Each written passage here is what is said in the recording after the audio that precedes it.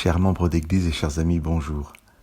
Je termine aujourd'hui de partager avec vous la rencontre entre Jésus et Paul sur le chemin de Damas, et je vous lirai à la fin des paroles de Jésus à Paul, les versets 17 et 18 du chapitre 26 du livre des Actes. Je te délivrerai de ce peuple et des non-juifs vers qui, moi, je t'envoie pour leur ouvrir les yeux, afin qu'ils se tournent des ténèbres à la lumière et de l'autorité du Satan vers Dieu, et qu'ils reçoivent le pardon des péchés et une part d'héritage parmi ceux qui ont été consacrés par la foi en moi. Nous avons rappelé dans l'émission 133 comment Paul est à la fois serviteur et assistant du Christ dans cette œuvre de partage de l'Évangile. Cette bonne nouvelle nous est ici décrite de manière concise, passer des ténèbres à la lumière. Sont ténèbres tout lieu non éclairé par l'Esprit Saint, par l'Esprit du Christ, par Dieu, lumière de ce monde. Quand l'Esprit ne règne pas, c'est l'obscurité définie ici comme autorité de Satan. Jésus ne dit pas à Paul que tous ceux qui ne le connaissent pas sont sataniques, mais que tous ceux qui ne le connaissent pas ne marchent pas à sa lumière et que par conséquence, ils ne sont pas serviteurs de l'Esprit. L'autorité de Satan représente toute puissance différente de celle de l'Esprit. Durant son ministère, Jésus dira à Pierre « Arrière de moi, Satan, tu ne penses pas comme Dieu, mais comme les humains. » Être guidé par ses propres pensées, non soumises à l'Esprit de Dieu, est considéré par Jésus comme les ténèbres.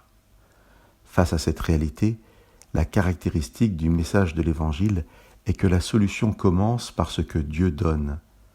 Jésus envoie Paul auprès des nations pour qu'elles reçoivent ce à quoi Jésus a pourvu par sa venue parmi nous. Jésus dit à Paul qu'ils reçoivent le pardon des péchés et une part d'héritage parmi ceux qui ont été consacrés par la foi en moi. Certes, nous devons faire la démarche de nous repentir et d'accepter d'être pardonnés et héritiers. Mais notre démarche ne crée ni le pardon ni l'héritage. Ils existent déjà. Cette fin du verset 18 fait écho à l'institution du baptême que nous trouvons au chapitre 2 du même livre des Actes. Après que Pierre eut prêché à la foule, il répond à la question des personnes touchées par l'annonce de la résurrection du Christ. Que devons-nous faire ?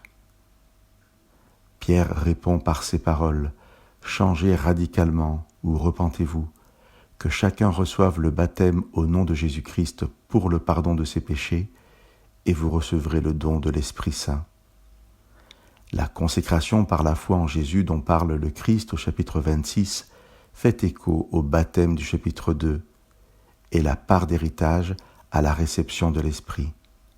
Chers amis, prenons bien conscience que si nous avons une part d'héritage, c'est que nous avons été adoptés. Nous pouvons refuser que Jésus soit notre frère et Dieu notre Père, mais nous pouvons aussi ouvrir nos cœurs et nos bras et accepter la présence du Christ et du salut dans nos vies dès aujourd'hui. Que Dieu vous bénisse.